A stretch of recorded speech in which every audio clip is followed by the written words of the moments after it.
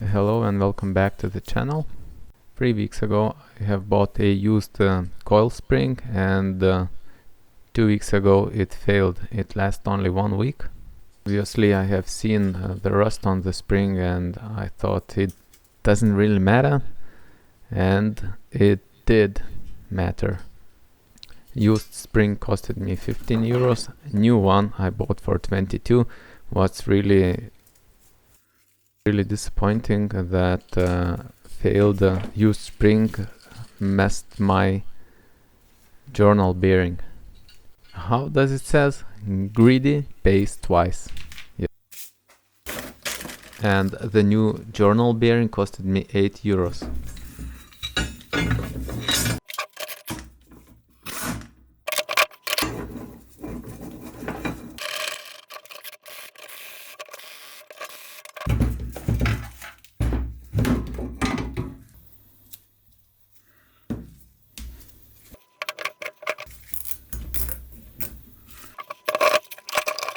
It is not too difficult to change the coil spring at home when the right tools are here. Thank you for watching and bye for now.